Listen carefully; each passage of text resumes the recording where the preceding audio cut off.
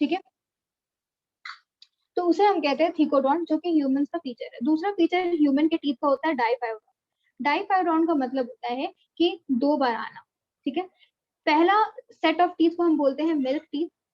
ठीक है, जब मिल्क टीथ झड़ जाते हैं तो फिर आते हैं परमानेंट टीथ।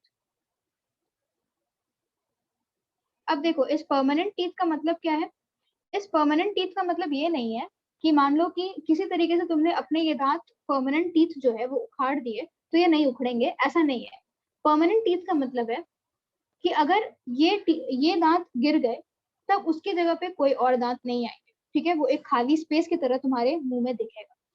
ठीक है, तो मिल्क टीथ के झड़ने के बाद परमानेंट टीथ आते हैं, और इन टोटल लाइफ हमारे पूरे माउथ में दो सेट्स ऑफ टीथ आते हैं, एक प्राइमरी सेट और एक secondary set, that is milk teeth and permanent teeth. इसीलिए हम अपने आप को कहते हैं कि ह्यूमंस आर डाइफायोडोंट। और सारे दांत जो है वो अलग अलग किस्म के होते हैं, जैसे incisors, canine, pre molar and molar. ठीक है, तो चारों दांत अलग अलग टाइप के होते हैं हमारे ओरल कैविटी के अंदर, इसीलिए हम इसे कहते हैं हेटेरोडोंट। अब वहीं पर अगर तुम कुछ एनिमल्स की बात करो, जैसे कि फिशेस, दूसरा एम्फीबियंस, तीसरा है रेप्टाइल्स, तो इन तीनों की अगर तुम बात करोगे तो इसमें क्या होता है कि इनमें जो होमोफायोडोंट अरेंज होमोडोंट अरेंजमेंट होता है, यानी कि सारे के सारे टीथ जो होंगे वो सिमिलर शेप के होंगे। तुम अगर स्लाइड में देख पा रहे हो तो सारे के सारे टीथ जो है वो एक किस्म के शेप के हैं, दैट इज लाइक दिस। लेकिन अपने ओरल कैविटी को खोल के देखोगे तो सारे के सारे दांत एक शेप के नहीं है। तो इसलिए मैमल्स में हेटेरोडोंट अरेंजमेंट होता है, और मैमल्स का एग्जांपल है ह्यूमन। तो ये पूरा बात हुआ अबाउट टीथ। अब इसमें थोड़ा सा और डेप्थ में जाते हैं। सेकंड स्लाइड पे आओगे तो वहां पे तुम्हें दिखेगा कि एक जॉ का फिगर बना हुआ है। ठीक है, ओरल कैविटी के जॉ का फिगर बना हुआ है, कुछ इस तरीके से तुम्हें दिखेगा, मैं बताती हूँ। और ये फिगर बहुत इंपॉर्टेंट है क्योंकि इससे हर साल क्वेश्चन आते हैं। क्यों आते हैं? क्योंकि ये एनसीईआरटी में ये फिगर मेंशन है, तो इसके हर एक चीज को तुम्हें अच्छे से समझना पड़ेगा। मैं बताती हूँ कहाँ पे दिया हुआ है, ये वाला। ठीक है, ये एनसीईआरटी में हूबहू फिगर दिया हुआ है और इससे हर साल क्वेश्चन आए हैं। ठीक है, क्यों? तो इसके बारे में कुछ बात कर लेते हैं। जो भी मैं बातें करूंगी वो जो भी प्रीवियस ईयर्स क्वेश्चन बैंक से है वो सारे को एक नोट्स के फॉर्म में कंडेंस कर दिया गया और फिर बताया जा रहा है। तो अब अगर तुम देखोगे तो एडल्ट में, यानी एडल्ट ह्यूमन बीइंग में 32 दांत होते हैं। ठीक है, 32 टीथ। और इसलिए इसे हम कहते हैं परमानेंट टीथ, क्योंकि मिल्क टीथ के बाद आने वाले एडल्ट में टीथ होते हैं, इसलिए हम इसे कहते हैं परमानेंट टीथ। अब ये जनरली क्योंकि हेट्रोडोंट अरेंजमेंट होता है इसीलिए चार टाइप के होते हैं, आई, सी, पीएम, एम। तो अब इसे तुम कैसे याद करोगे? Incisors, canines, premolars and molars. तो इसे तुम ऐसे याद कर सकते हो, आई, सी, प्रधानमंत्री मोदी। ठीक है, इस तरीके से तुम इसे याद कर सकते हो, आई, सी, पीएम मोदी या प्रधानमंत्री मोदी। ठीक है, तो ये चार सेट ऑफ दांत होते हैं हमारे बॉडी में या हमारे मुंह में। अब देखो, इसमें खास बात क्या है कि तुमसे पूछा जाएगा कि बताओ, सबसे पहली बात, एक टीथ के दो पार्ट होते हैं। ठीक है, टीथ के दो पार्ट होते हैं जो तुम्हारे मुंह में तुम्हें दिखते हैं। ठीक है, व्हाइट व्हाइट कलर के जो तुम्हें दिख रहे हैं उसे हम कहते हैं क्राउन पार्ट। कभी जब टीथ तुम एक्सट्रैक्ट कराने जाओगे डेंटिस्ट से तो वो जब टीथ निकालते हैं तो वो कुछ इस तरीके के दिखते हैं। ठीक है, अब तुम्हें इतना लंबा दांत क्यों दिख रहा है? ये पार्ट तुम्हें विजिबल होता है, इसी को हम कहते हैं क्राउन पार्ट। और वो पूरा का पूरा पार्ट जो तुम्हारे बोन यानी एल्वियोलर सॉकेट्स के अंदर एम्बेडेड होता है उसे हम कहते हैं रूट। ठीक है, रूट तुम्हें विजिबल नहीं होता, सिर्फ और सिर्फ क्राउन तुम्हें विजिबल होता है। ओके, तो अब होता क्या है कि क्वेश्चन आता है कि बताओ किस टूथ में कितना रूट्स है। ओके, तो अगर हम बात करें इंसाइजर्स, ठीक है, इंसाइजर्स में प्रेजेंट होते हैं सिर्फ और सिर्फ एक रूट, यानी कि सिर्फ और सिर्फ इस तरीके का एक रूट तुम्हें देखने को मिलेगा। अब एक रूट कैनाइन में भी प्रेजेंट होते हैं।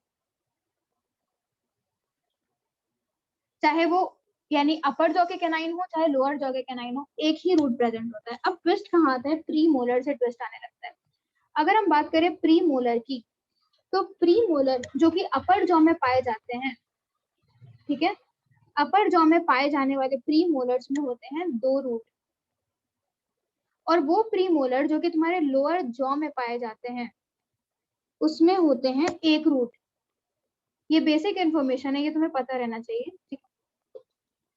और लास्ट ट्विस्ट आता है मोलर्स में। मोलर्स में भी हम अपर मोलर और लोअर मोलर करके देखेंगे। मेरी आवाज तो आ रही है ना सबको? नहीं आएगी तो बता। Yes ma'am. Okay, upper jaw and lower jaw. तो अपर मोलर की अगर हम बात करें तो अपर मोलर में होते हैं 3 से 4 रूट, और लोअर में होते हैं सिर्फ और सिर्फ 2 रूट। अब क्वेश्चन पूछा जाता है कि जो जिसे समझ में आया ये पूरा कॉन्सेप्ट, तुम्हारे सामने लिखा हुआ है सारी चीजें, वो इंस्टेंटली आंसर दे देना, ठीक है। क्वेश्चन है कि ऐसे दांतों का नाम बताओ जिसका एक रूट होता है, चाहे वो अपर हो चाहे वो लोअर, चाहे वो मैक्सिलरी हो चाहे वो मैंडिबुलर हो, एक ही रूट रहता है उसका। Incisor, canine, premolar. Incisor and canines. Okay, incisors and canines. जिसने मोलर बोला या प्रीमोलर बोला वो गलत है, ठीक है, बस इंसिजर्स और कैनाइन्स। अब दूसरा क्वेश्चन ये है कि बताओ मिनिमम नंबर ऑफ रूट्स किस जॉ में देखने को मिलते हैं? Ma'am lower jaws, lower jaw. Lower jaw, और लोअर जॉ को हम कहते हैं मैंडिबल, ठीक है, याद रखना। अब इसके बाद अरेंजमेंट ऑफ टीथ की अब हम बात करेंगे, ठीक है। अरेंजमेंट ऑफ टीथ की अगर हम बात करेंगे, सबसे पहले उस स्लाइड पे आ जाओ जहाँ पे वो टीथ का डायग्राम है, उसमें तुम्हें टीथ पहचानना रहता है। बहुत बार क्वेश्चंस ऐसे आते हैं कि क्या करता है ये इंसाइजर्स को ए लिख देगा, काट के ए, बी सी डी। अब तुम्हें बताना है कि एबीसीडी क्या है। इतना सिंपल क्वेश्चन भी आ सकता है, लेकिन अब तुम्हें पता रहना चाहिए। देखो हमारे अगर हम अपने जॉ को, ये हम लोग का पूरा जॉ है, मान लो कि हमारा लोअर जॉ है, इसे हम हाफ में डिवाइड करेंगे, ठीक है। तो जो सिमेट्री हमें यहाँ देखने को मिलती है वही सिमेट्री हमें यहाँ भी देखने को मिलती है, ओके। इसीलिए हम एक हाफ का बात करेंगे। अगर तुम बात करोगे ये 2 दांतों की, ये वाली और ये वाली, तो ये दोनों होते हैं इंसाइजर्स, ठीक है। एक सेंट्रल इंसाइजर हम एक को कहते हैं और एक लेटरल इंसाइजर होता है, ठीक है। अब अगर तुम बात करो तो हमारे एक ही कैनाइन होते हैं एक हाफ में, यानी एक रैमस में। अगर ये लाइन तुम खींच दोगे तो हमारा जो पूरा का पूरा मैंडिबल है वो 2 रैमस में डिवाइड हो जाएगा, एक ये और एक ये, ठीक है। तो उसमें से हम सिर्फ और सिर्फ एक रैमस की बात कर रहे हैं, ठीक है। तो एक रैमस में हमें क्या देखने को मिला, एक सेंट्रल इंसाइजर और एक लेटरल इंसाइजर, यानी टोटल हमें 2 इंसाइजर देखने को मिले। उसके बाद हमें सिर्फ और सिर्फ एक कैनाइन देखने को मिलेगा, ठीक है। और एक कैनाइन के बाद हमें देखने को मिलेगा 2 प्रीमोलर, ठीक है। यानी ये एक प्रीमोलर हो गया, ये दूसरा प्रीमोलर हो गया। और 2 प्रीमोलर के बाद हमें देखने को मिलेगा, 2 प्रीमोलर के बाद हमें 3 मोलर्स देखने को मिलेंगे, 1 2 और 3। ये तीनों के तीनों हैं मोलर्स, ठीक है। 2 हो गए प्रीमोलर्स। थोड़ा सा मैथ्स वाला बात है, अब थोड़ा एडिशन सब्ट्रैक्शन आएगा। इंसीजर्स, कैनाइन्स, सॉरी ये भी इंसाइजर्स ही हैं, और ये कैनाइन्स, ठीक है। तो ये तुम्हें याद रखना है कि क्या है और कितने नंबर में है, ठीक है। तो ये हुई बातें। अब इसके बाद arrangement of teeth in each half of the lower and upper and lower jaw is in the order ICPMM। उसी ऑर्डर में है, देखो ये भी आई ही है, IC प्रधानमंत्री मोदी, उसी ऑर्डर में है। अब इसमें इसके बाद एक ओरल फॉर्मूला होता है जिसे हम बोलते हैं डेंटल फॉर्मूला। अब ये डेंटल फॉर्मूला क्या होता है, तो देखो ऐसा है कि हम जब भी कैलकुलेशन करते हैं तो हम एक रैमस के रिस्पेक्ट में कैलकुलेशन करते हैं, यानी कि हम इसके रिस्पेक्ट में कैलकुलेशन करेंगे, ठीक है, एक रैमस के रिस्पेक्ट में। तो अब चलो एक रैमस के रिस्पेक्ट में अगर हम देखते हैं तो क्या हम बोल सकते हैं हमारे पास 2 इंसाइजर्स हैं? ठीक है, ध्यान से देखते जाना डायग्राम को। एक कैनाइन है, ठीक है, इसके बाद 2 प्रीमोलर हैं और 3 मोलर हैं। समझ में आया? ये इंसाइजर्स, कैनाइन, प्रीमोलर, मोलर, एक रामस में देख रहे हैं, एक हाफ ऑफ द रामस में देख रहे हैं। ठीक है, तो यही अरेंजमेंट देखने को मिल रहा है। 2 इंसाइजर्स, एक कैनाइन, 2 प्रीमोलर, 3 मोलर। ठीक है, अब क्या करोगे कि ये दूसरा हाफ है, मतलब ऊपर की तरफ, ये तुम्हारा लोअर जॉ था ना, लोअर जॉ, अपर जॉ भी होगा। ठीक है, इसी तरीके से अपर जॉ में भी सेम अरेंजमेंट होगा, उसे भी हम 2 रामस में डिवाइड कर देंगे, एक ये और एक ये। तो हम एक की बात करेंगे, इसमें से एक रामस की बात करेंगे। ठीक है, तो अब क्या करो, एक सेकेंड,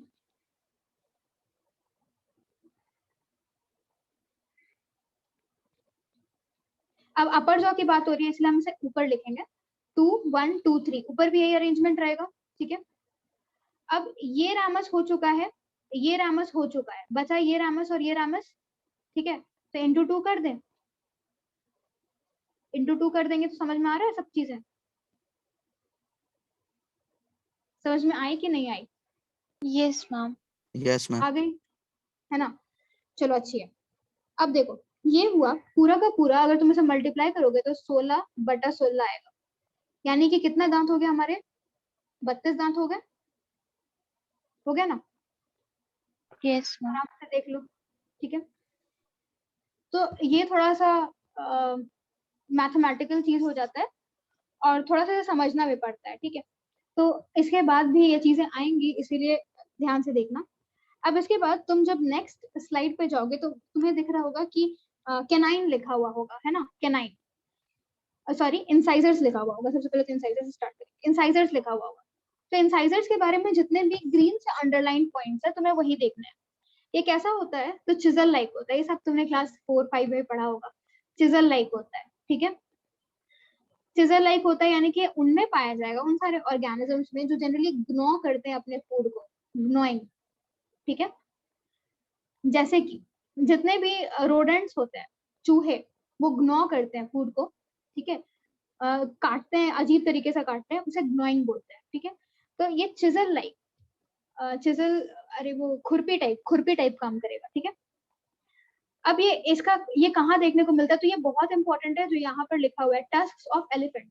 देखो, टस्क्स ऑफ एलिफेंट्स जो होते हैं वो होते हैं तुम्हारे इंसाइजर्स। ठीक है, वो अपर इंसाइजर्स, यानी कि अपर, एक बहुत लेमैन लैंग्वेज होता है, इसे हमें बोलना चाहिए मैक्सिलरी।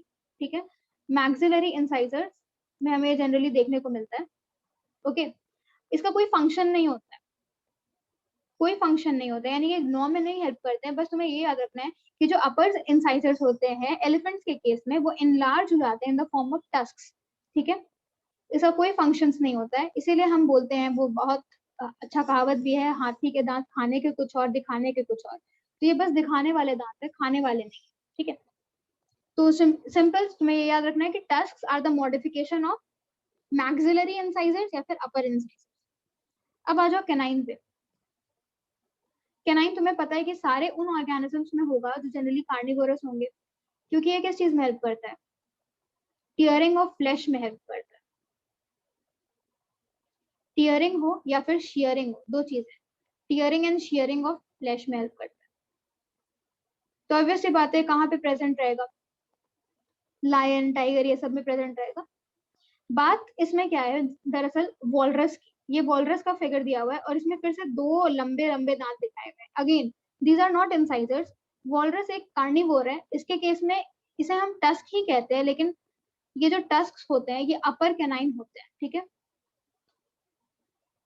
अपर कैनाइन ऊपर से ओरिजिनेट हो रहा है ना, इसीलिए अपर। ठीक है, अगर कभी डिफिकल्टी हो बताने में कि अपर था कि लोअर था, उसी तरीके से एलिफेंट के भी ऊपर से नीचे की तरफ आ रहे हैं, इसलिए अपर से ही आ रहे होंगे, इसलिए अपर इंसाइजर्स। तो ये अपर कैनाइन होते हैं। अगेन इनका कोई फंक्शन नहीं होता। ठीक है, ये शेयरिंग में हेल्प नहीं करते, बस ये दिखते हैं और कुछ नहीं। अब यहाँ पे एक वर्ड मेंशन है, डायस्टीमा। इसका मतलब क्या है? बहुत जगह पे ये क्वेश्चन आ चुका है, इसीलिए यहाँ पर इंक्लूड किया गया। डायस्टीमा का मतलब होता है कि अगर हम रैबिट्स की बात करें, अब रैबिट एक हर्बीवोर है, ओके, तो उसमें कैनाइन जनरली प्रेजेंट नहीं होता है। तो उसमें अगर ये मान लो उसका जॉ है, तो एक एम्प्टी स्पेस देखने को मिलता है, क्योंकि वहां पे कैनाइन प्रेजेंट नहीं है, तो स्पेस देखने को मिलता है, क्योंकि उसमें वो कार्निवोरस नहीं है, तो इसी स्पेस को हम कहते हैं डायस्टीमा। ठीक है, ओके। अब कैन यू रिपीट वंस? देखो, रैबिट की अगर हम बात करेंगे तो रैबिट के केस में हमको एक डायस्टीमा वर्ड याद रखना है। रैबिट एक हर्बीवोर है, तो उसमें कैनाइन प्रेजेंट नहीं होता है। ठीक है, कैनाइन प्रेजेंट नहीं होने की वजह से जो जॉज है उसके बीच में एक स्पेस हो जाता है, यानी कि मान लो कि कोई एक जॉ है, अपर जॉ या लोअर जॉ जो भी है, उसमें स्पेस पाया जाता है कैनाइन के एब्सेंस की वजह से, उस स्पेस को हम कहते हैं डायस्टीमा। Okay ma'am. अच्छा, अब देखो इसके बाद दूसरा पॉइंट, फैंग्स। स्नेक्स में हमने सुना होगा ये वर्ड फैंग्स। होता क्या है कि स्नेक भी एक कार्निवोर है, लेकिन उसमें जो उसका केनाइन होता है ना, वो सिरिंज लाइक होता है। सिरिंज लाइक होने का मतलब क्या होता है कि ये उसका मान लो कि जो वो डसता है, जब सांप डसता है तो उसके दो तुम्हें ऊपर से इस टाइप के दांत देखने को मिलते होंगे, तो दांत के बीच में इस तरीके से सिरिंज लाइक स्पेस होता है। क्यों? क्योंकि जब वो तुम्हारे बॉडी में एंटर करता है, वो अपने कैनाइन्स को इस तरीके से डालता है, तो एक वो पॉइजन इंजेक्ट करने के लिए अपने दांतों को ही यूज करता है। तो इन दांतों के थ्रू इंजेक्शन की तरह तुम्हारे बॉडी के अंदर पॉइजन आ जाता है, जिसकी वजह से किसी की भी डेथ हो जाती है। तो फैंग्स में इस टाइप का चीजें पाई जाती है। जो स्नेक्स के कैनाइन्स होते हैं उसे हम फैंग्स कहते हैं। ठीक है, और इसमें स्पेशल पॉइंट ये, जैसे स्लाइड में भी लिखा हुआ है, it opens at the tip. Okay, अब इसके बाद नेक्स्ट जो एक वर्ड तुम्हें कहीं कहीं देखने को मिल सकता है वो है कार्नेशियल्स। कार्नेशियल्स होते हैं तुम्हारे डॉग्स, और कार्नेशियल्स होते हैं कैट्स। ये किस में हेल्प करते हैं? तो ये शेयरिंग ऑफ फ्लैश में हेल्प करते हैं। इनका जो दांत होता है वो शेयरिंग ऑफ फ्लैश में हेल्प करता है। अब इसका मतलब क्या होता है? कार्नेशियल्स हम इसे कहते हैं क्यों है? तो देखो, अगर तुमने कभी भी अगर तुमने डॉग को अच्छे से ऑब्जर्व किया होगा या नहीं भी किया होगा तो यहाँ देख लो, जब तुम अपना दांत बंद करते हो, अपर जॉ और लोअर जॉ बंद करते हो, तो तुम्हारा मोलर तुम्हारे मोलर के ऊपर ही आता है, यानी कि ये अगर तुम्हारा अपर मोलर है तो ये लोअर मोलर के ऊपर ही आएगा। ऐसा ही होता है। डॉग के केस में या कैट के केस में क्या होता है, मान लो अपर है और ये लोअर मोलर, सॉरी अपर जॉ है और एक लोअर जॉ है। ठीक है, तो इनमें जो अपर प्री मोलर होता है आना चाहिए था लोअर प्री मोलर के सामने, लेकिन ये आ जाता है लोअर फर्स्ट मोलर के सामने। ठीक है, किसके सामने आ गया? लोअर फर्स्ट मोलर के। और ये ऊपर क्या है? अपर लास्ट प्री मोलर। तो प्री मोलर आ गया मोलर के जस्ट ऑपोजिट। तो ये सही चीज नहीं होता है, लेकिन ये सही चीज नहीं होने के बाद भी ये इन डॉग्स और कैट्स में फ्लैश को शेयर करने में हेल्प करता है। ठीक है, तो वैसे ऑर्गेनिजम्स को हम कहते हैं कार्नेशियल्स। अगर कहीं भी क्वेश्चन आए तो यही पूछा जाएगा कार्नेशियल एनिमल्स कौन से होते हैं, तो तुम सीधे सीधे डॉग्स एंड कैट्स लिख देना। ओके, अब इसके बाद कुछ प्री मोलर्स एंड मोलर्स के बारे में कुछ कुछ दिया हुआ है, तो तुम्हें बस ये याद रखना है कि प्री मोलर्स और मोलर जो होते हैं वो क्रशिंग ऑफ फूड में हेल्प करते हैं। ये किस शेप के होते हैं वो सब तुम्हारा जानना जरूरी नहीं है। ठीक है, अब बहुत इंपॉर्टेंट पॉइंट, ह्यूमन डेंटिशन। ये काफी ज्यादा इंपॉर्टेंट है। ठीक है, इसे अच्छे से देखना, समझने की कोशिश करना, जहां नहीं समझ में आए बोलना। ओके, जिस तरीके से दांत हमारे जॉस में अरेंज रहते हैं उसे हम कहते हैं डेंटिशन। ठीक है, अब मैंने फीचर्स बताए थे चार तीन, कि हमारे जो दांत होते हैं वो डाइफायोडोंट होते हैं, थीकोडोंट होते हैं और हेटेरोडोंट होते हैं। हेटेरो का मतलब अलग अलग, थीको का मतलब कि जॉ सॉकेट्स में एम्बेडेड रहेंगे। अब एक ऐसा ऑर्गेनिज्म है जिसका नाम है क्रोकोडाइल, जिसमें बहुत सारे फीचर्स जो है वो मैमल से सिमिलर है। जैसे मैमल्स का एग्जाम्पल ह्यूमन, तो जैसे क्रोकोडाइल में एक फीचर तो यही है कि इसमें थीकोडोंट अरेंजमेंट होता है। इसमें भी ऑल्दो रेप्टाइल्स है, लेकिन इसमें दांत के अरेंजमेंट जो होते हैं सॉकेट्स में होते हैं, इसलिए थीकोडोंट अरेंजमेंट होता है। और दूसरा सिमिलैरिटी कोई मुझे बताएगा? 4 chambered heart. Good, 4 chambered.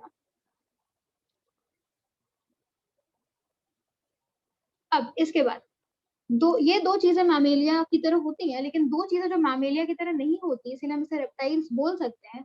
सबसे पहला, इसके बॉडी में हेयर प्रेजेंट नहीं होता, स्केल्स प्रेजेंट होते हैं, स्केली होते हैं इसके बॉडी। और दूसरा, इसमें मैमरी ग्लैंड्स प्रेजेंट नहीं।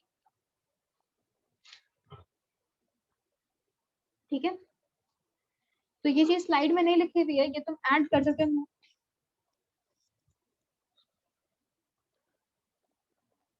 एक सेकंड रुक जाना।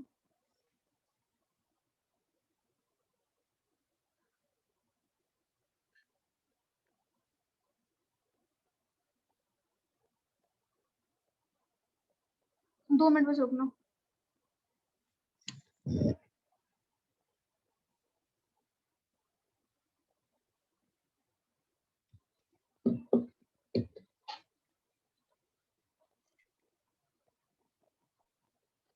जहाँ मेरी आवाज कटे बताना।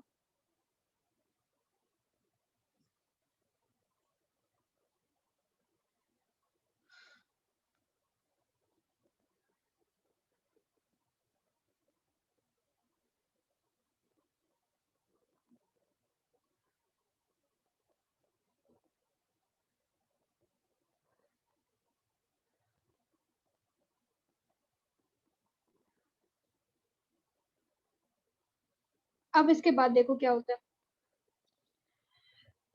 डाइफायोडोंट होता है, थीकोडोंट होता है और हेटेरोडोंट होता है। ये चीजें हमने बात कर ली है।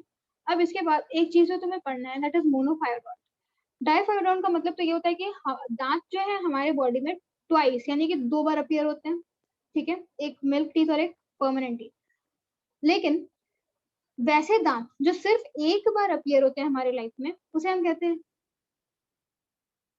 एक सेकंड रुको यार।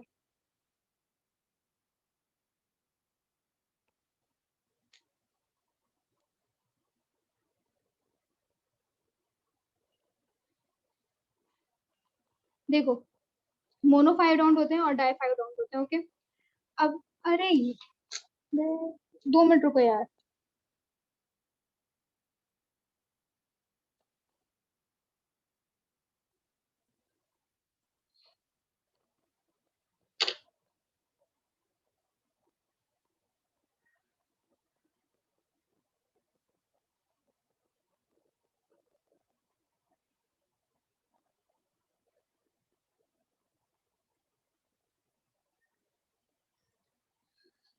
ठीक है, अब देखो, मैंने बोला था कि कुछ ऐसे दांत होते हैं जो 2 बार अपीयर होते हैं हमारे लाइफ में। ठीक है, जैसे कि इंसाइजर्स हो गया। ठीक है, इंसाइजर्स हो गया।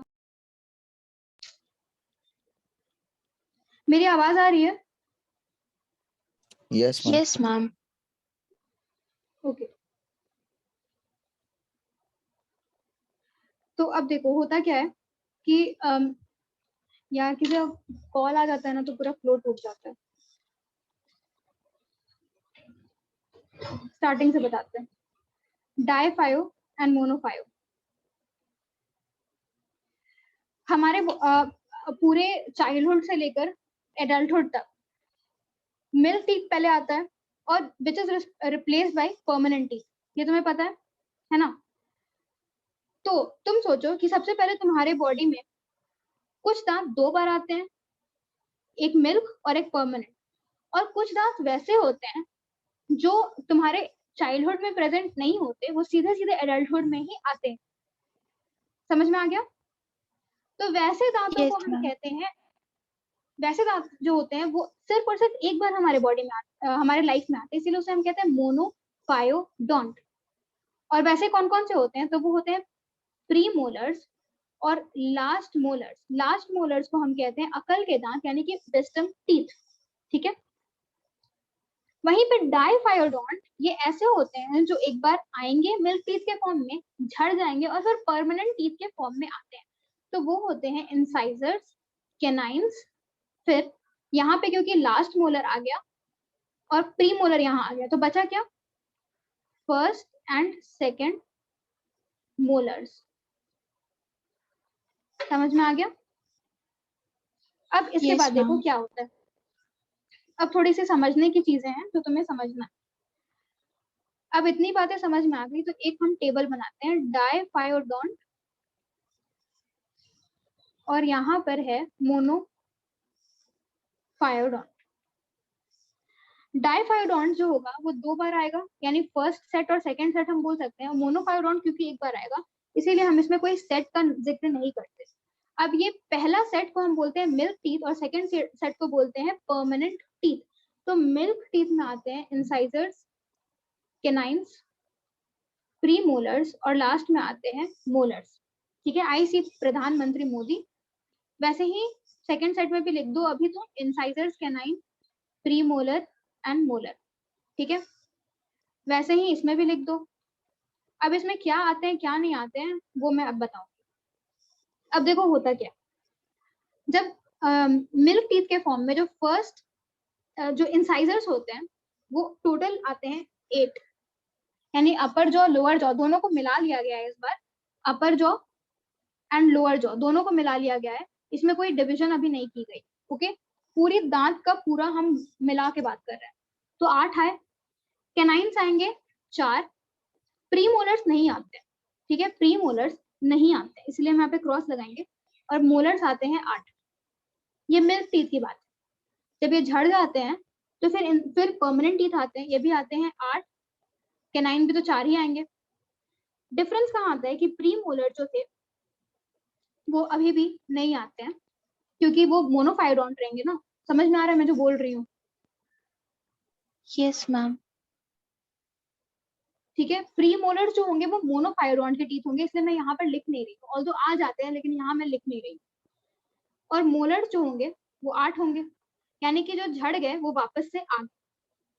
तो यहाँ पे मैं लिख सकती हूँ कि ये 20 दांत जो है ये मिल्क टीथ है और ये झड़ जाते हैं, यानी कि दे फॉल, और बाद में ये वापस आ भी जाते हैं।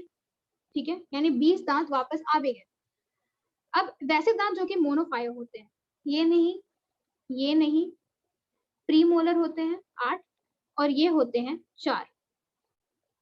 तो टोटल कितना हुआ, ये हो गया 12। ठीक है, 20 और 12 दोनों मिले तो बना 32। तो हमारे अंदर 32 दांत होते हैं। ये अडल्टहुड की बात हो रही है, सेकंड सेट अडल्ट, और ये भी अडल्ट में ही होगा। कोई दिक्कत तो बताओ। No, ma'am. थोड़ा सा कंफ्यूजिंग हो सकता है लेकिन जो मैंने अभी बताया है इसे घर जाके एक बार, मतलब घर पे तो हूँ ही, एक बार क्लास खत्म होने के बाद फिर से एक बार देखना तो समझ में आ जाएगा क्या मैंने बोला है। नहीं समझ में आएगा तो पूछ लेना। इसमें क्वेश्चंस क्या आता है, इसमें क्वेश्चंस आता है कि बच्चों में क्या नहीं होते, यानी कि बच्चों में लाइक एडल्ट के पहले जो बच्चे होते हैं उसमें क्या नहीं होते। तो इसका एक निमोनिक है, वो निमोनिक मैं तुम्हें सेंड कर दूंगी क्योंकि बोलने से नहीं समझ में आएगा। ठीक है, तो वैसे तो ये निमोनिक ये है कि सबसे पहले इस स्लाइड पे आ जाओ। मैंने बोला था कि बच्चों में प्री मोलर्स नहीं होते, तो प्री मोलर्स को हम पीएम से लिखते हैं। तो हम ये बोल सकते हैं कि बच्चा कभी प्रधानमंत्री नहीं हो सकता, इसीलिए वो उसमें पीएम नहीं होगा। सेकेंडली, अगर तुम्हें ये चीज याद नहीं है तो तुम ये भी याद कर सकते हो कि child can not be a prime minister, तुम्हें ये चीज पता है। और दूसरा, क्योंकि प्री मोलर्स जो है वो डाइफायोडोंट होता है, सॉरी मोनोफायोडोंट होता है, इसलिए तुम ये बोल सकते हो कि प्री मोलर्स सिर्फ और सिर्फ एडल्ट में ही आता है। ओके, तीसरा ये है कि अगर हम बात करें मोलर्स की, मोलर्स में एक लास्ट मोलर भी आता है जिसे हम कहते हैं विजडम टीथ। तो विजडम को हम बोलते हैं अकल। तो बच्चा जो होता है वो अकलमंद नहीं होता, इसीलिए अकल के दांत बच्चों में नहीं होते। तो ये कुछ निमोनिक्स है जो तुम याद कर सकते हो। अगर तुम्हें फायदेमंद हो तो, मतलब मुझे फायदा किया था, अगर तुम्हें फायदेमंद हो तो तुम याद कर सकते हो, नहीं तो तुम कुछ नया भी डिस्कवर कर सकते हैं, इन्वेंट कर सकते हैं। अब ये वही डेंटल फॉर्मूला लिखा हुआ है एडल्ट में 17 ईयर ओल्ड में और एक इन्फेंट में, ठीक है। तो तुम इसे इन्फेंट का याद कर लो, 17 ईयर ओल्ड का याद कर लो, एडल्ट का याद कर लो, क्योंकि ये चीजें तुम्हारे कहीं ना कहीं पूछी जाएंगी, ठीक है। फिर चाहे वो AITS यानी कि टेस्ट सीरीज हो, चाहे कहीं पे भी, तो ये तुम्हें याद करना है। अब इसके बाद टीथ के ऊपर आ जाते हैं, ठीक है। टीथ की अगर हम बात करें तो टीथ में मैंने बोला था 2 पार्ट होते हैं। टीथ में 2 पार्ट होते हैं। एक जो तुम्हारे इस तरीके से दांतों में ऊपर दिख रहे होते हैं, उसे हम क्या कहते हैं, उसे हम कहते हैं क्राउन। और एक तुम्हारा जॉ सॉकेट के अंदर होता है, जिसे हम कहते हैं रूट। ये पूरा का पूरा है रूट, है ना। ये है क्राउन और ये है रूट। अब देखो इसमें बस टीथ का एक बहुत बड़ा स्लाइड दिया हुआ है, इसमें कुछ याद नहीं करना, जो जो पॉइंट्स लिखे हुए हैं वहां पर सिर्फ और सिर्फ वही याद करना है। जो क्राउन है, क्राउन ऑफ द टीथ, उसमें प्रेजेंट होता है इनामल, और it is the hardest substance of the body. बात क्या है कि it is ectodermal in origin, ठीक है। इट इज हार्डेस्ट, और ये कौन से सेल से बना है, तो it is formed by ameloblast, okay. उसके बाद इनामल के जस्ट नीचे एक लेयर होता है, उसे हम कहते हैं डेंटिन। डेंटिन होता है मेसोडर्मल इन ओरिजिन, इसीलिए मैंने बोला था कि टीथ का ओरिजिन क्या होता है, ecto mesodermal in origin, okay.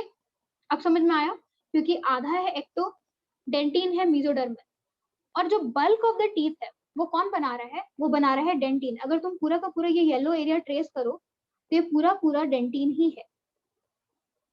देखो बल्क ऑफ द टूथ बना रहा है डेंटिन, और इसे बनाने वाले सेल्स का नाम है ओडोंटोब्लास्ट, ओके, ओडोंटोब्लास्ट। तो इनामल बनाने वाले सेल्स, इनामल को बनाने वाले सेल्स होते हैं अमाइलो, डेंटिन को बनाने वाले सेल्स होते हैं ओडोंटो, ठीक है। अब सीमेंटम, सीमेंटम क्या है, तुम्हारे जो बोन है वो एल्वियोलर सॉकेट्स में है, ये जो लाल लाल रंग के दिख रहे हैं एल्वियोलर सॉकेट है, और ये तुम्हारा टीथ है।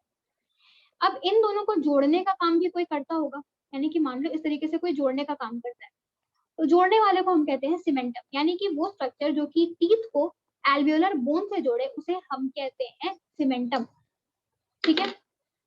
अब इसके बाद जो तुम्हारा टीथ है और जो तुम्हारा एल्वियोलर बोन है, ये पूरा का पूरा एल्वियोलर बोन है, ये पूरा का पूरा जो अभी मैं ट्रेस कर रही हूँ, ये पूरा पूरा एल्वियोलर बोन है जिसमें तुम्हारा टीथ एम्बेडेड है। तो ये दोनों के बीच में कुछ फाइबर्स रन करते हैं, जैसे हम कहते हैं शार्पीज फाइबर्स। शार्पीज फाइबर्स मैंने इसका जिक्र मैंने उधर किया था टिश्यूज वाले चैप्टर में, ओके। तो शार्पीज फाइबर ये हो गया। अब जो पार्ट ऑफ द टीथ जो सबसे पहले आता है, एक्सक्यूज मी मैम, मैं कंफ्यूज हो गई, वो टेढ़ा डायग्राम है ना मैम, वो सीधा हो सकता है? वो सीधा नहीं हो सकता, लेकिन मैंने तुम्हें एक स्लाइड शेयर किया है तुम लोग के साथ, वो क्योंकि मैंने तुम लोग के साथ मैंने एक स्लाइड शेयर किया है, ये पूरा का पूरा, मैंने बोला कि उसे एक बार खोल के देखो। ये एक काम करो, अपने स्क्रीन का ओरिएंटेशन थोड़ा हॉरिजॉन्टल करो। Okay ma'am, I got it. ठीक है, और फिर कोई दिक्कत हो तो पूछ लेना, ठीक है। Okay ma'am. ठीक है, अब देखो फर्स्ट जो सबसे पहला इरप्ट होने वाला पार्ट होता है वो होता है क्राउन। उसके बाद ये पूरा का पूरा डायग्राम कोई काम का नहीं है तुम्हारे, ठीक है। जितना मार्क्ड पॉइंट्स है बस वही याद करना है, ओके। अब इसके बाद ये कुछ पॉइंट्स है टीथ के बारे में। इसमें क्या है कि जनरली कैविटीज क्या होती है इसके बारे में बात करना है। तो फ्लोराइड यानी कि फ्लोरीन हमारे बॉडी के लिए बहुत जरूरी होता है। क्यों? क्योंकि ये इनामल को मेंटेन करने में हेल्प करते हैं। अगर फ्लोराइड की कमी होती है तभी हमें हमारे दांतों के अंदर कैविटीज होने के चांसेस हो जाते हैं। कई कई जगह ऐसे होते हैं, जैसे कि राजस्थान की अगर हम बात करें तो वहां पे पानी में फ्लोराइड का कंटेंट बहुत ज्यादा होता है। तो फ्लोराइड का कंटेंट ज्यादा होने की वजह से भी एक प्रॉब्लम हो जाता है, वो ये होता है कि टीथ में ब्राउन पैचेस अपीयर होने लगते हैं, ओके। अगर वैसा पानी हम पिएंगे तो ब्राउन कलर के पैचेस हमारे टीथ में अपीयर होने लगते हैं। लेकिन फ्लोराइड के कमी की वजह से कैविटीज होती है, फ्लोराइड के ज्यादा होने की वजह से सिर्फ और सिर्फ ब्राउन पैचेस अपीयर होते हैं, ये याद रखना। दूसरा, विटामिन सी एक ऐसा विटामिन है जिसकी कमी अगर हो जाए हमारे बॉडी में तो स्कर्वी होने का प्रॉब्लम हो जाता है। स्कर्वी का मतलब होता है ब्लीडिंग गम्स, ठीक है, ब्लीडिंग गम्स। उसके बाद ये दोनों पॉइंट्स तुम छोड़ सकते हो अगर चाहो तो। अगर हम फ्रॉग्स की बात करें तो फ्रॉग में सिर्फ और सिर्फ अपर जॉ में टीथ होती है और टीथ नहीं होती है in case of hippopotamus, tortoise और बर्ड्स। बर्ड्स में भी देखो यहाँ पे एक मॉडर्न वर्ड लिखा हुआ है, ठीक है, तो याद रखना मॉडर्न बर्ड्स। कुछ प्रिमिटिव बर्ड्स ऐसे मिले हैं जिनमें टीथ प्रेजेंट थे लेकिन अब वो एक्सटिंक्ट हैं, इसीलिए यहाँ पर लिखा गया है मॉडर्न बर्ड्स। ओके, तो इनमें टीथ प्रेजेंट नहीं होती। अगेन ये जो पॉइंट है यू कैन स्किप दैट। तो ये हुआ पूरा का पूरा टीथ खत्म। अब यहाँ के बाद दूसरा पार्ट पे हम चलेंगे, दैट इज ईसोफेगस। ईसोफेगस का दूसरा नाम क्या होता है? दूसरा नाम होता है फूड पाइप, और इसी को हम कहते हैं, इसके ओपनिंग को हम कहते हैं, कोई बताएगा? कोई बताएगा?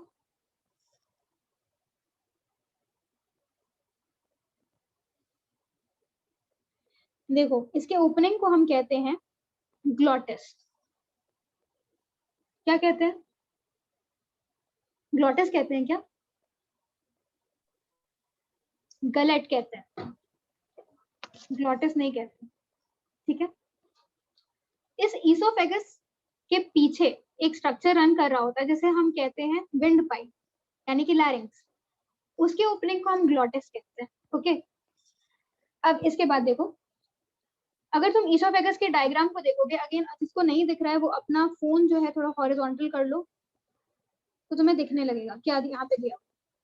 ईसोफेगस का दो ओपनिंग होता है, एक ये वाला ओपनिंग और एक ये वाला ओपनिंग। एक ओपनिंग को हम कहते हैं ईसोफेजियल स्फिंक्टर जो अपर ओपनिंग होता है, और एक लोअर ओपनिंग होता है जो उसे स्टमक में खोलता है। तो इसीलिए इसे हम क्या कहेंगे?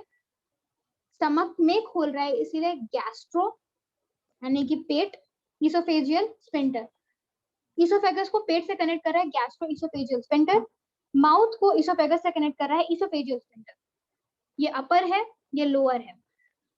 खास बात क्या है, यहाँ पर अपर और लोअर 2/3 लिखा होगा। ये अगर ईसोफेगस है, इसका अपर 1/3 पार्ट जो होता है वो होता है वॉलेंट्री, और लोअर 2/3 पार्ट जो हुआ वो हुआ इनवॉलेंट्री। यानी कि ये अपर 1/3 पार्ट जो है ये हमारे कंट्रोल में, यानी अगर खाना इस पॉइंट में है यहाँ से हम वापस अपने माउथ में रिगर्गिटेट कर सकते हैं, ठीक है, इस तरीके से मैंने समझा था। लेकिन अगर खाना इस पार्ट में चला गया तो ये हमारे हमारे विल पे नहीं है, अब पूरा का पूरा बॉडी के विल पे है कि वापस से वो रिगर्गिटेट करना चाहता है कि नहीं। तो ये अपर वाला पार्ट जो है वो वॉलेंट्री होता है, हमारे कंट्रोल में होता है, और लोअर वाला पार्ट इज इनवॉलेंट्री। ये समझने का तरीका ये मैंने खुद से बनाया था, मुझे नहीं पता है कितना हद तक सही है कितना गलत है, लेकिन ये मैंने खुद से बनाया था याद करने के लिए, ठीक है। और अगर 1/3 और 2/3 में दिक्कत होता है तो ये मैंने ऐसे बनाया था कि वैसे भी हमारे हाथ में चीजें कम होती हैं इसीलिए 1/3 मैंने वॉलेंट्री याद कर लिया था, चीजें कम यानी कि हमारे हाथ में 1/3। तो ये दो चीजें जो तुम्हें पता रखनी है। अब ये वॉलेंट्री है तो यहाँ पर प्रेजेंट होगा स्ट्राइटेड मसल्स, इनवॉलेंट्री में प्रेजेंट होगा स्मूथ मसल्स, ठीक है। लास्ट स्लाइड जो है ये है इसका। अब इसमें जो स्मॉलेस्ट इसोफेगस है वो फ्रॉग में प्रेजेंट होता है, क्योंकि फ्रॉग में गर्दन नहीं होती, नेक नहीं होती, ये मैंने बताया था एनिमल किंगडम में, इसलिए स्मॉलेस्ट प्रेजेंट होता है फ्रॉग में। इसोफेगस की लेंथ सबसे ज्यादा होती है हर्बीवोर्स के अंदर, सॉरी सॉरी सॉरी, इसोफेगस की लेंथ जो होती है वो सबसे ज्यादा होती है in case of giraffe, okay.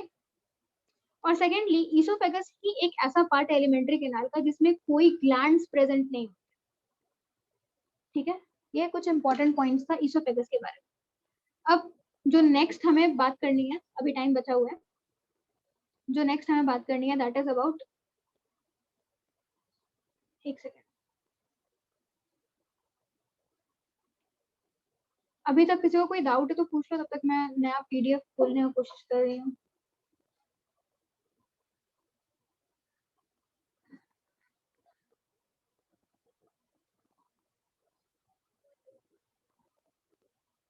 Ma'am हाँ मैम बोलो। मैम बोल रहे कि प्री मोलर्स पहले आ जाता मोलर से। प्री मोलर पहले आ गया था मतलब, एक सेकंड रुको। मतलब चाइल्ड में, मतलब ह्यूमन बीइंग में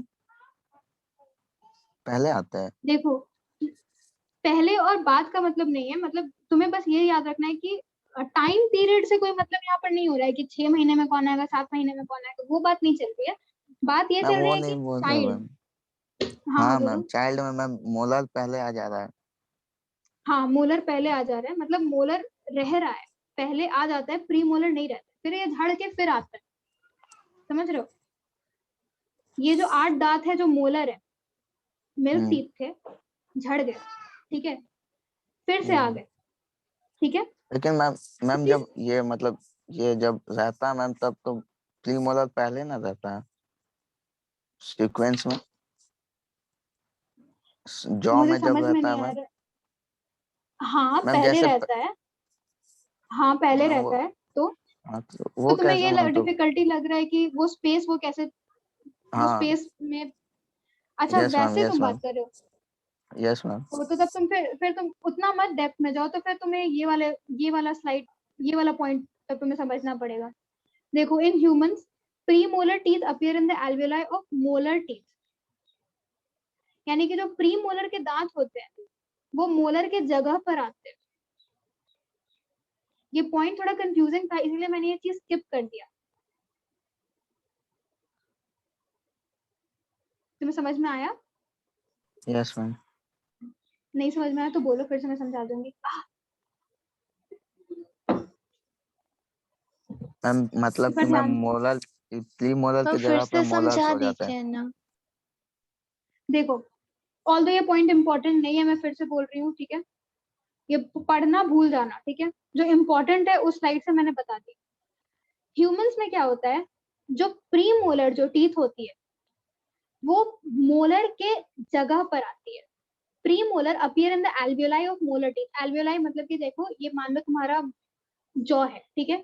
इसमें सबके लिए सॉकेट्स दी गए हैं कि यहाँ पर मोलर ही आएगा, यहाँ पर प्रीमोलर ही आएगा, सॉरी प्रीमोलर तो पहले होगा, ऐसे इसी तरीके से होगा, सॉकेट्स दिए रहते हैं। तो यहाँ पर लिखा हुआ है ह्यूमंस के केस में जो प्री मोलर्स होते हैं वो मोलर्स के जगह पर आ जाते हैं, वाइल परमानेंट मोलर्स, जो परमानेंट मोलर होते हैं, परमानेंट मोलर ये वाले, ये न्यू एल्वियोलाई, यानी कि ये इसी सॉकेट्स में नहीं होके जब ये झड़ जाते हैं तो वापस इन्हें आना है, तो ये नए जगह की तलाश करते हैं, दूसरी जगह पर ग्रो होते हैं, यानी कि एक अपना जगह शिफ्ट कर गए, तो मोलर्स के लिए जगह बच गई।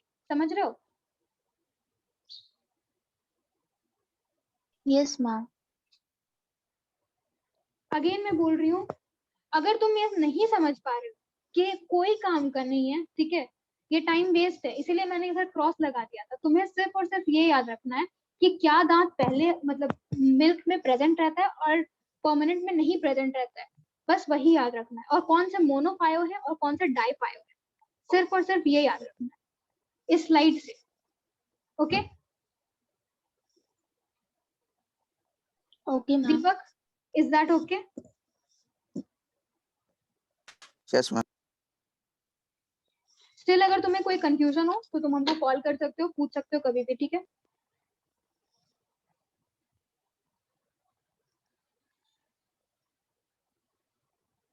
एक सेकंड मुझे खोलने दो वापस।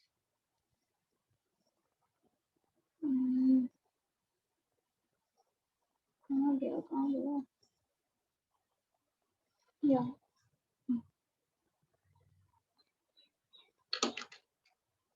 ठीक है। अब बहुत इंटरेस्टिंग पार्ट होने वाला है, ठीक है। ऑल्दो ये सारी चीजें जो मुझे आज मैंने आज टीच कराया है, लास्ट क्लास में ही हो जानी चाहिए थी, लेकिन मैं थोड़ा स्लो जा रही हूँ, ठीक है।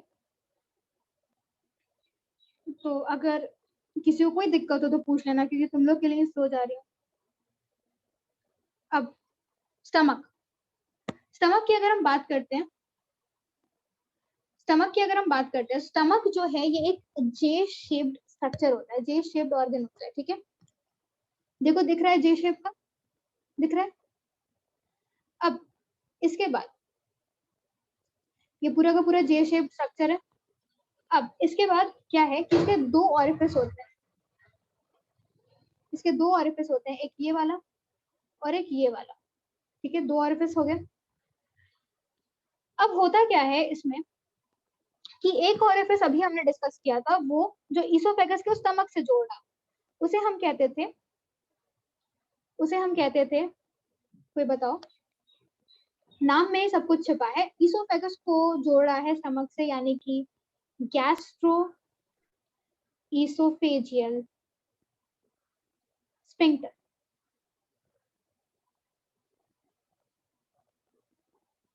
ठीक है। और हाँ, जो तुम अपने अभी तुमने ये प्री मोलर मोलर की बात की कि स्पेस पे कौन आएगा, उसके स्पेस पे ये वो, तो वो लिखा हुआ था ना कि मोलर्स अपने नए जगह पे ढूंढने के लिए चले जाते हैं। मोलर्स, परमानेंट मोलर जो होते हैं वो नए जगह पे ग्रो करते हैं ताकि प्री मोलर्स को जगह मिल जाए ग्रो करने के लिए।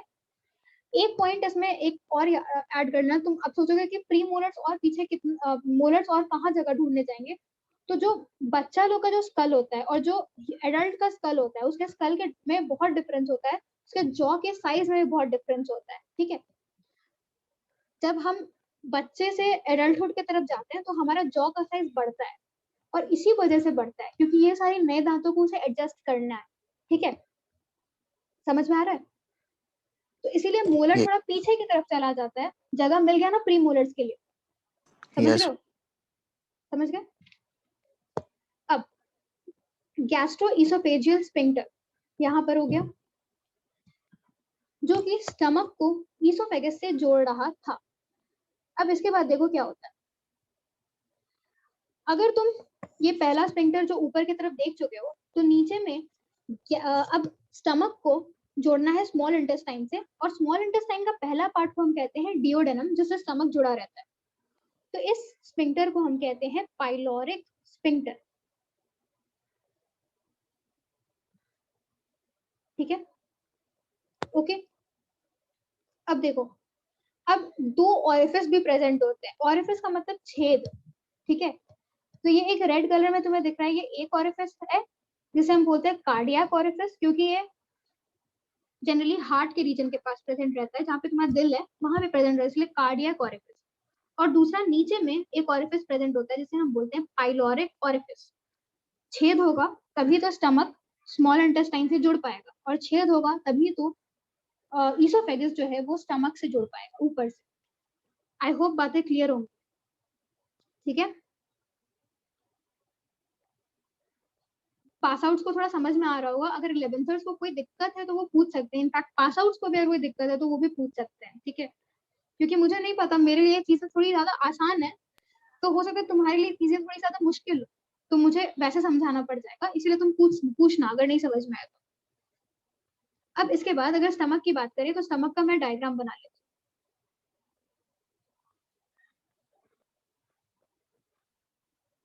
ऐसा ही दिखता है ना। ये उसका एक ऑरिफिस हुआ, ये दूसरा ऑरिफिस हुआ। ऑरिफिस को गार्ड करने के लिए, यानी इसे खोलने के लिए और बंद करने के लिए स्फिंक्टर्स प्रेजेंट होते हैं, जिसे हम बोलते हैं ऊपर में गैस्ट्रो ईसोफेजियल स्फिंक्टर, नीचे में होते हैं पाइलोरिक स्फिंक्टर। यहाँ तक बातें हो चुकी हैं। अब पेट जो है वो ऐसे हवा में तो नहीं लटकता होगा, तो उसे हमारे बॉडी कैविटी में जोड़ने के लिए कुछ स्ट्रक्चर्स पाए जाते हैं, जो कि इसे हमारे बॉडी वॉल से इस तरीके से जोड़ते हैं। तो जो स्ट्रक्चर ज्यादा कर्वेचर की तरफ, यानी कि ग्रेटर कर्वेचर की तरफ पाए जाते हैं, उसे हम कहते हैं ग्रेटर ओमेंटम। यानी जो चीजें उसे ग्रेटर कर्वेचर को लटका के रखती हैं उसे हम कहते हैं ग्रेटर ओमेंटम, और जो चीजें लेसर कर्वेचर को लटका के रखती हैं उसे हम कहते हैं लेसर ओमेंटम। अगेन एनसीईआरटी खोलोगे तो ये दोनों शब्द तुम्हें नहीं मिलेगा, लेकिन सीबीएसई ने ये क्वेश्चन पूछ रखा है, ठीक है। सीबीएसई यानी कि एआईपीएमटी नीट में सारे क्वेश्चन आ चुके हैं, इसीलिए यहाँ पर डिस्कस किया जाता है, ओके। बस नाम पूछा गया था कि ग्रेटर मोमेंटम कहाँ पर प्रेजेंट होता है, तो ग्रेटर कर्वेचर के साइड प्रेजेंट होता है। अब सिंपल सी बात है कि ये वाला कर्वेचर जो है, ये वाला पूरा का पूरा कर्वेचर जो है, इसे हम कहेंगे ग्रेटर कर्वेचर, और उधर ही प्रेजेंट होगा ग्रेटर मोमेंटम भी। ये पूरा का पूरा कर्वेचर को हम कहेंगे लेसर कर्वेचर, और यही प्रेजेंट होगा लेसर ओमेंटम भी। तो ये लेसर कर्वेचर और ग्रेटर कर्वेचर तुम्हारे बुक में मेंशन है। अब इसके बाद जब हम क्या करते हैं, फंक्शन पूछा गया था एक बार, मेन फंक्शन ऑफ स्टमक, तो कोई मुझे बताओ मेन फंक्शन ऑफ स्टमक क्या होता है?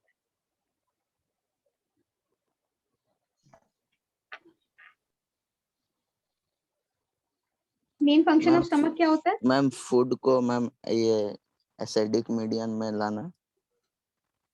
बहुत लोग ने यही आंसर किया था, मतलब डाइजेशन में हेल्प करना है ना। Yes ma'am. तो ये आंसर गलत है, ठीक है। मेन फंक्शन ऑफ स्टमक होता है फूड को स्टोर करना। अब याद रखना, storage of food is the main function.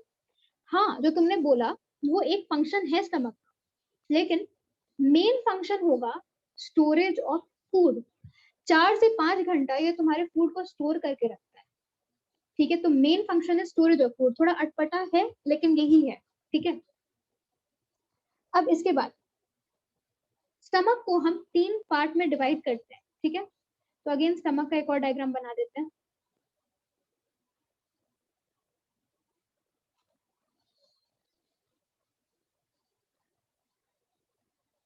Stomach को हम 3 डिफरेंट पार्ट्स में डिवाइड करते हैं। वो 3 डिफरेंट पार्ट्स क्या क्या है तो समझना।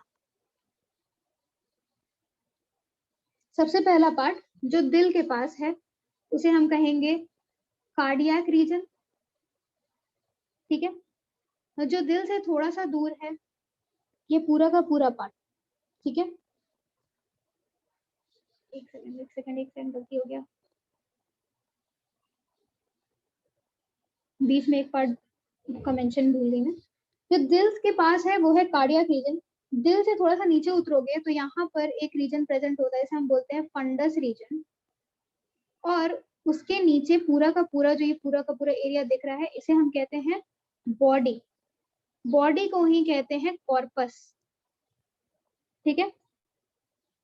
ओके, बॉडी को ही हम क्या कहते हैं, कॉर्पस भी कहते हैं। तो ये 3 पार्ट है स्टमक का जो तुम्हें याद रखना है। अब कार्डियक रीजन में तो ज्यादा कुछ होता नहीं है, ज्यादा चीजें यहाँ पर होती है।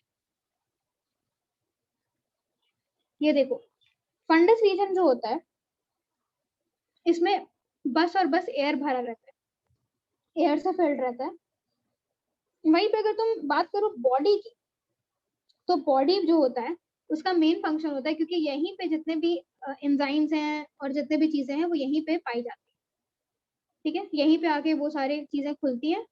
तो बॉडी में मेन डाइजेशन बॉडी में होता है, ठीक है। तो 3 पार्ट हो गया, cardiac, fundus and body, okay. कुछ समय पहले तक हमें ऐसा पढ़ाया जाता था कि 3 पार्ट होता है। अब एक नया चीज जान लो कि एक और पार्ट ऐड हो चुका है, ठीक है। और वो है यहाँ पर ये वाला पार्ट जो कि डिओडेनम में जाके खुलता है, वो होता है पाइलोरस। अब इस ये भी तो पूरा स्टमक का ही पार्ट है ना, तो इसीलिए पाइलोरस। तो कितने पार्ट हो गए, एक कार्डियक, फंडस, बॉडी और पाइलोरस। मुझे नहीं पता एनसीईआरटी ने कितने पार्ट्स लिख रखे हैं, तुमसे कभी पूछा जाए तो तुम 4 पार्ट्स ही बोलोगे, ठीक है, क्योंकि हमें भी यही पढ़ाया गया था, इसलिए मैं तुम्हें यही पढ़ा रही हूँ। Cardiac, fundus, body, pylorus, 4 part, okay. अब जब खाना तुम नहीं खाते हो, जब तुम्हारा स्टमक एम्प्टी रहता है, ठीक है, तो तुम्हारा स्टमक एम्प्टी रहेगा। जब स्टमक एम्प्टी, तो मुझे मन कर रहा था तुम्हें दिखाने का एक डिसेक्टेड स्टमक, ठीक है, लेकिन फिर पता नहीं कितने लोग को घिन आ जाएगा। इसीलिए जब स्टमक एम्प्टी रहता है तो मैं उसमें दिखा पाती तुम्हें कि कैसे गैस्ट्रिक रगी उसमें दिखते हैं। तो उसमें प्रोमिनेंटली कुछ म्यूकस फोल्ड्स देखने को मिलते हैं, म्यूकोसल फोल्ड्स देखने को मिलते हैं। और इसी म्यूकोसल फोल्ड्स को हम कहते हैं रगी। कुछ लोग इसे रुगी भी बोलते हैं, ठीक है, गैस्ट्रिक रुगी। अब जब स्टमक फुल रहता है तो ये गैस्ट्रिक रगी नहीं देखने को मिलते, जब ये एम्प्टी रहता है तभी ये देखने को मिलते हैं, ओके। ये तुम्हें जानना था स्टमक के बारे में। अब इसके बाद नेक्स्ट स्लाइड अगर मैं दिखाती हूँ, हमारे पास तो नहीं है, ये पूरा का पूरा जितना भी चीजें अभी मैंने डिस्कस की है वो इस डायग्राम में मेंशन्ड है। ये वाला जो डायग्राम दिख रहा है इसमें सब चीजें मेंशन्ड है। तो वही मैं बोल रही हूँ कि जब तुम ह्यूमन फिजियो पढ़ो या कोई भी बायोलॉजी का चैप्टर पढ़ो, try to make as many diagrams as possible, ताकि एक तो तुम्हारे बोर्ड में काम आ जाएगा, जो भी तुम्हारा 11th होगा उसमें काम आएगा, और दूसरा diagram helps to retain you more. Okay, तो इसीलिए ये सारी की सारी चीजें डायग्राम में ही बता दी गई है। ओके, अब इसके बाद जो अगर तुम बात करोगे पूरा ह्यूमन जो स्टमक है उसमें सबसे ज्यादा क्वेश्चंस कहाँ से आते हैं, तो ये वाला पार्ट बहुत बहुत बहुत इंपॉर्टेंट है। इसे ना जाने कितने सारे क्वेश्चंस आए हुए हैं। ठीक है, अगेन ये पार्ट जो है एनसीईआरटी में मेंशन्ड है। इसलिए कुछ कुछ पॉइंट्स एनसीईआरटी में मेंशन नहीं है लेकिन उनसे भी क्वेश्चंस आए हुए हैं। ओके, तो ये पार्ट पूरा अभी खत्म नहीं हो पाएगा, इसलिए मैं इसे नेक्स्ट क्लास में स्टार्ट करूंगी। ऑल्दो मैं स्लाइड अभी शेयर कर दूंगी तुम लोगों के साथ, ताकि तुम लोग एक बार इसके थ्रू चले जाओ। ठीक है, और फिर कल हम पूरा कंप्लीट कर देंगे इसे, स्टमक का पूरा डाइजेस्टिव ग्लैंड्स, लिवर तक कल कंप्लीट हो जाएगा। ओके, तो अभी तक किसी को कोई डाउट है तो पूछो।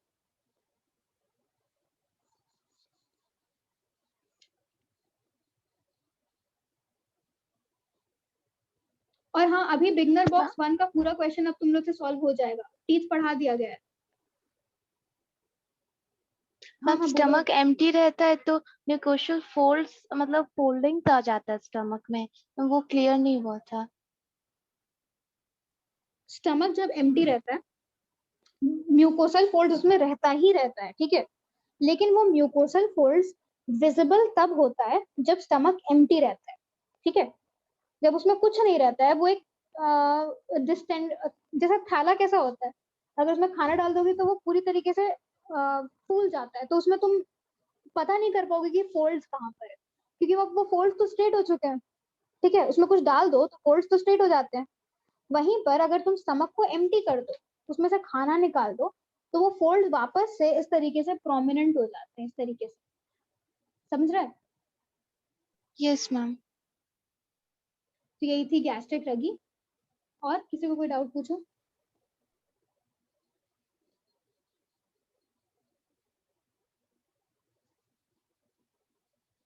No ma'am. अच्छा, और तुम लोग देखो, अभी बस दीपक ने क्वेश्चन सॉल्व किए हैं बिगनर बॉक्स बन के, तो अब तुम लोग को भी सॉल्व करना चाहिए। ठीक है, क्योंकि इट्स गुड कि तुम क्वेश्चन सॉल्व करोगे तो तुम्हारा एक रैंक डिसाइड हो जाएगा। ठीक है, लेकिन वही है कि अगर तुम कंसिस्टेंट एफर्ट्स नहीं करोगे तो रैंक डिसाइड नहीं होगा। ओके, जिस दिन जो चीजें पढ़ा दी गई है उसी दिन उस चीज को जाके लगा लो, फिर मेमोरी, फिर दूसरे दिन नई चीजें पढ़ाई जाएंगी, तीसरे दिन नई चीजें पढ़ाई जाएंगी, तो वो चीजें भूलते जाओगे। इसीलिए उसी दिन उस चीज को जाके कॉन्सेप्ट को स्ट्रॉन्ग कर लो। ओके, और ज्यादा जगह से पढ़ने का जरूरत नहीं है। Just the thing is, questions Allen का module is more than enough, believe me, it's more than enough. ठीक है,